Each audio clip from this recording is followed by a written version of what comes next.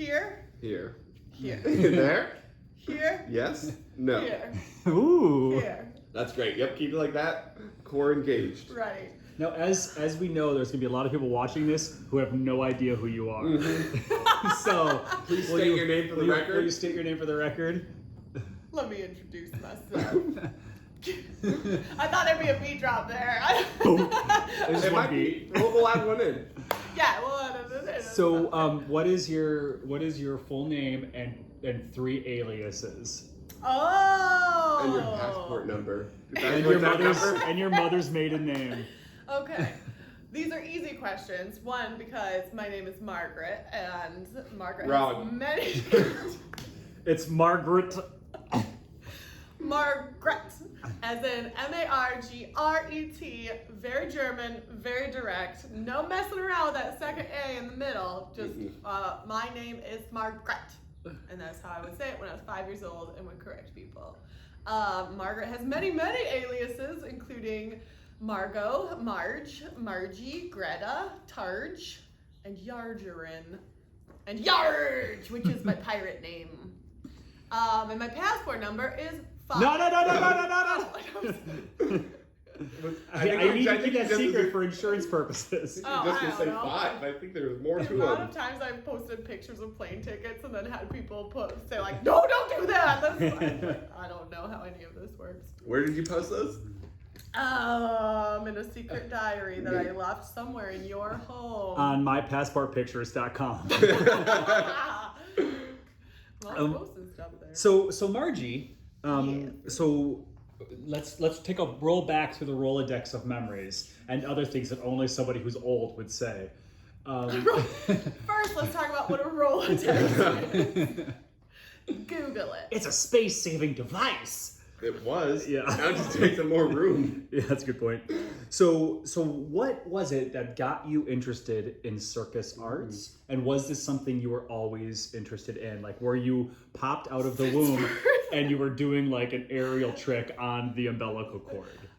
AKA, were you being choked by it? It was an intense day that I remember vividly. Contrary to popular belief, I did not come out of the womb doing aerial silks, although I might as well have, because I think the only thing was timing. My mom didn't discover aerial silks until a few years ago. Wait, your mom? My mom has an aerial silks rig in her yard currently. So she's into it. So yeah, for real. I love the idea of like all these other Midwesterner moms like baking cookies and whatnot, and then looking out the window, and then they'd have to look like a mile to see your house. Yeah, no, they That's your drive by closest with neighbor. binoculars. Yeah, and then I get pictures of my mom like upside down in this wacky thing. So, So you're saying it just runs in the family? It totally runs in the family. We have a very artistic type family. We like art. Both my parents are engineers. My mom paints a lot, so they have a mechanical brain. So we like to pick puzzles and stuff apart, but also an artsy brain with colors and flowing shapes and such. So it all just kind of made sense. We saw when I was in 7th grade.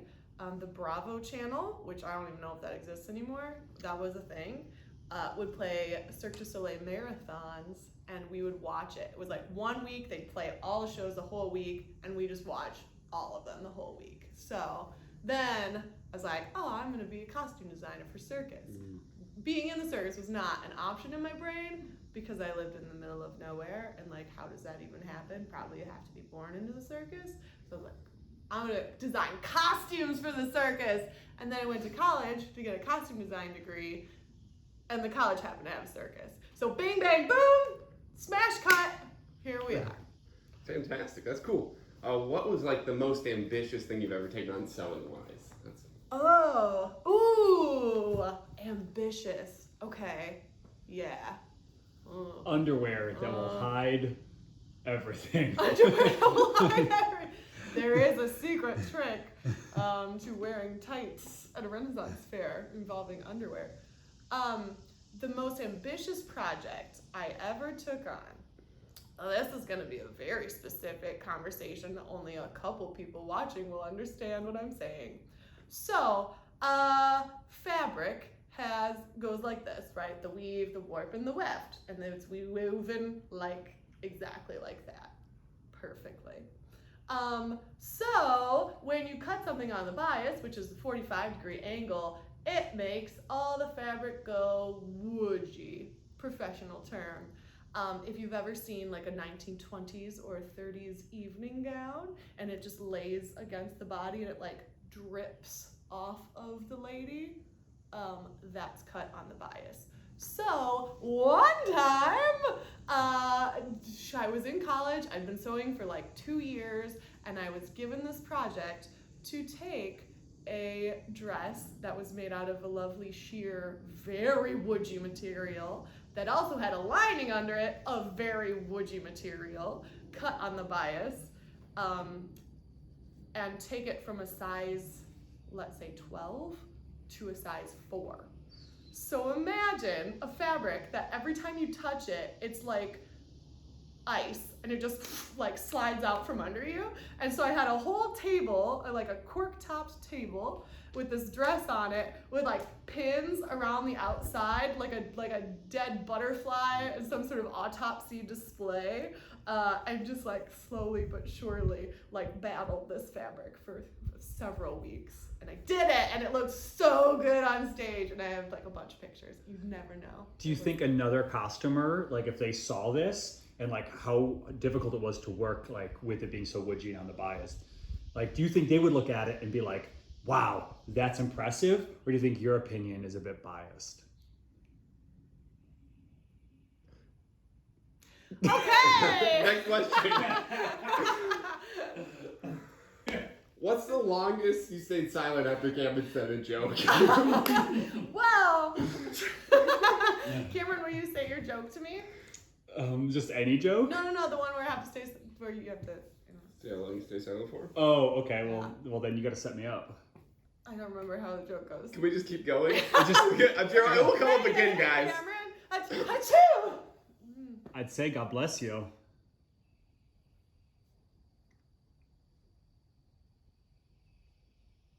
Okay. But I see he already did. Cameron can only interrupt after that joke. He has to legally wait until I start talking to interrupt me to finish the joke. So, in the show, we do a lot of different crazy stunts. Nope. Which one would you say is your favorite stunt?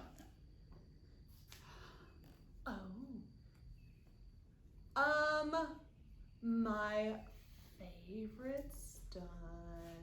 I think at this exact moment in time, my favorite stunt is, we just call it bun hooping, where I have a rollabola, and I stand on the rollabola, and then I have a hula hoop on my waist, and a hula hoop on my bun, and then I spin fire, because it's real stupid. There's just a lot of things happening all at once, and it makes no sense, and I love that it's an absolute contradiction. If I think about it too hard, it doesn't work. I just have to like do this and it all works out. Yeah, but real would you with it? Real get woodgy with it. Trust the wood. I have a follow-up question sort of to that. As the flyer of the group, do you ever wish you could switch positions to be like a bass? Hell no! Next question. Okay, basing seems like more structural, but then less chance of falling on the ground. But also, then you have to hold people up, and they sweat on you, and they drip on you, and it's gross. Hard pass. So, something, you have kind of a special relationship with Carpenter bees. Would you care to explain this? Yes, I would. Is there Carpenter bees in there? Are you about to unleash them on us? drinking them? That's where I keep them. I have learned to tame the Carpenter bee, and I say, not yet, bee. So my relationship with Carpenter bees is that they're so dumb. They're dumb. And that on the stage we perform at here in Georgia particularly, they are eating the entire stage structure from the outside, inside out.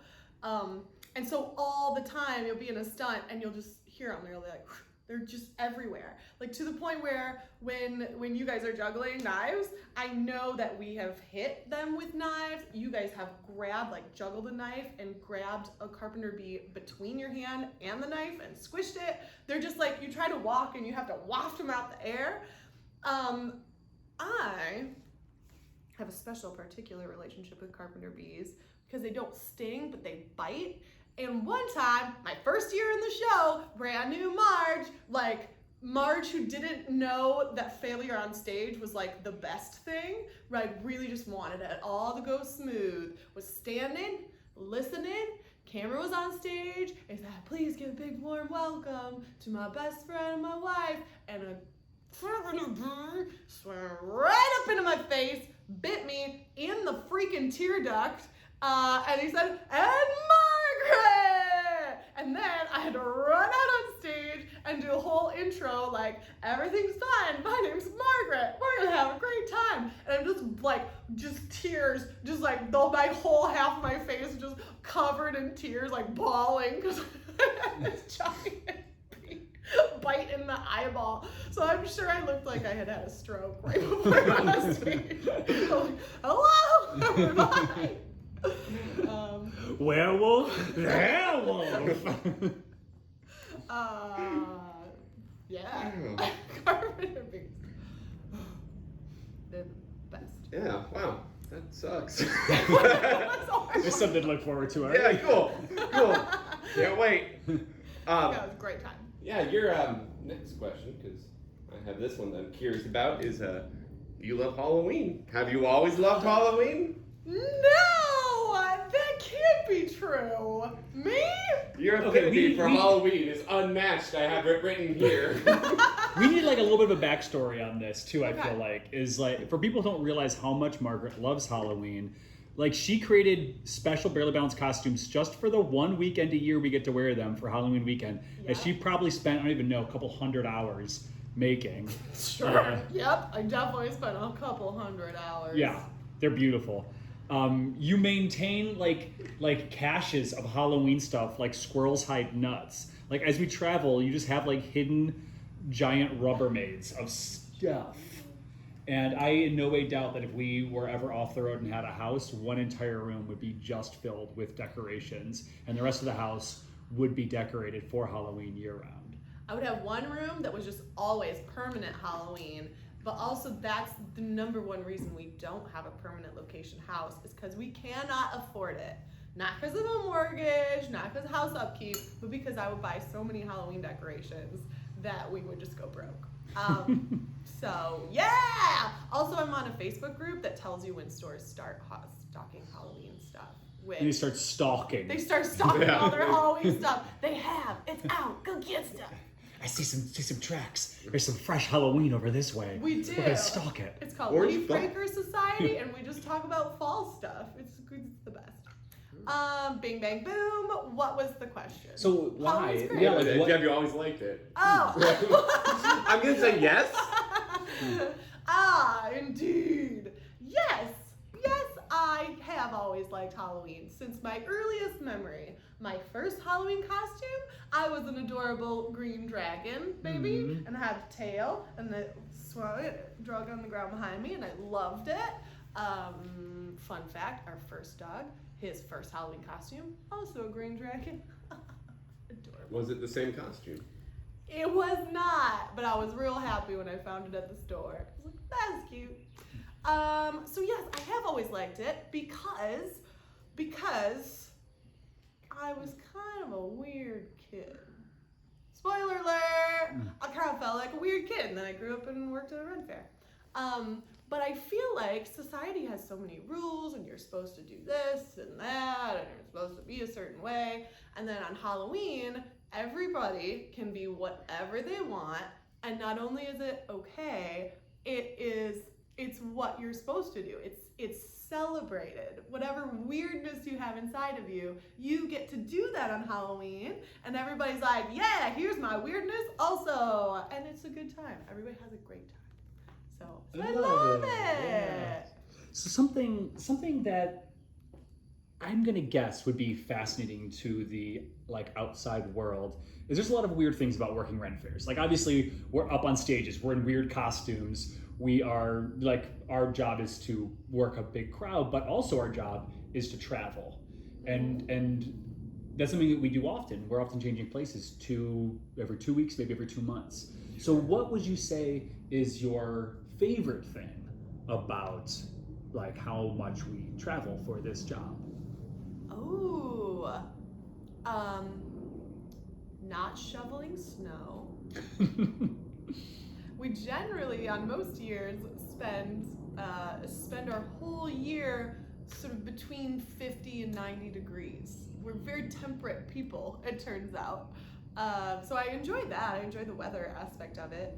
I do miss seasons sometimes, which I think is also why I like fall a lot. It's the season we actually get in Ren Fair. Bing, bing, boom.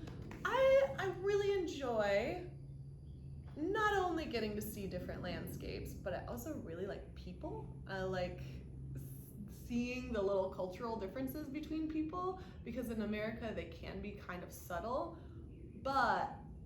and when you live in one place, maybe you see it better or not. But I feel like we're sort of outside of that. We are visitors everywhere we go in a way, and so because we're sort of outside looking in, I feel like I get to see the little cultural differences in people and the weird words they say. Like, can we make a picture? You want to make a picture? Or could you wait a while? Would you like to have a sit? Just like weird little phrases and stuff. I really enjoy that. That makes every different, unique place feel very special to me when we travel. So you grew up in Illinois. Check. And you as a kid, you would do a little bit of traveling, right? You'd go up to Canada. Yes, yeah. We travel a lot through the Midwest, and we went to Florida once. So now that you travel a lot, has there been anything that has really surprised you that you didn't expect kind of going into all that? Oh.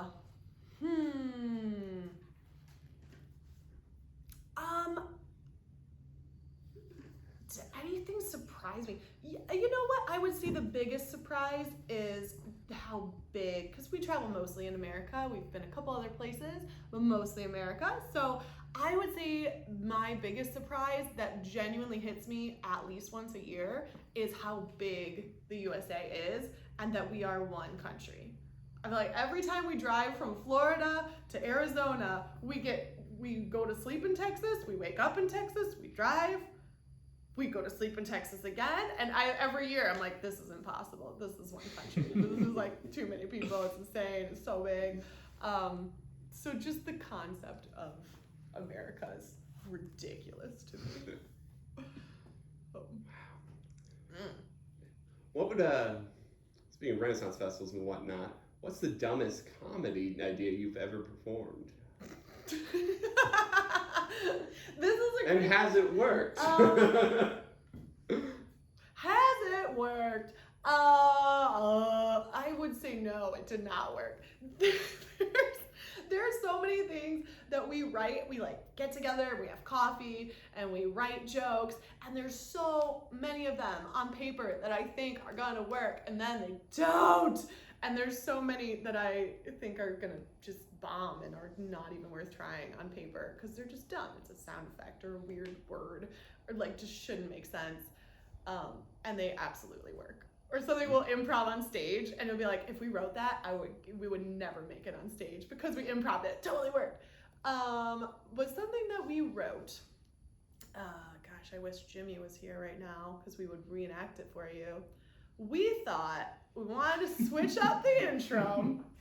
When I joined the show, we would each come in one at a time on stilts and do like a little short, like, hey, whatever, I'm this who I am bit. And we like, we gotta switch it up. Time for something new. So Cameron would come in on stilts, do his bit, and then I would get bitten in the eye by a bee, and then Jimmy and I would come out. No, we had to train that bee to do that every show. Every that time. Itself was a big trick. Extremely elaborate, and no one saw the work effort. This is me calling you honey a lot. Oh, I said the word. You can still see it when she cries on stage. It's true. It's always because of a bee. So I get bitten by a bee, and then we'd run out, and then Jimmy and I's intro would be to do an elaborate hand-slapping high-five routine in which we thought people would be like, wow, they're friends. They have a secret hand-slapping routine. They must like each other. And it was. And no one ever cared. We did it for like a month, and it got nothing. Crickets. Every single time. It was so awkward. And so like, imagine the first thing you do on stage is to walk out and be like, hey everybody, here's a thing where we're not gonna look at you for 5 minutes. Wasn't that great? And they're like, no, why are you here? And then you do a half hour of jokes. You think they were just jealous because they didn't have that kind of relationship with their friends to have a 5 hour handshake? Or the fact that a lot of the audience just didn't have hands. Do you think you were just like rubbing it in? Extremely insensitive of us. I think that was the core of the issue. We were extremely inconsiderate. We also made fun of people without hands the whole time. We were like, we are Jimmy and Margaret, and people without hands can suck it. We also kept saying statements like, give her a hand. And we'd be like, no, I can't. And that's why we don't perform in Feats, Wisconsin anymore.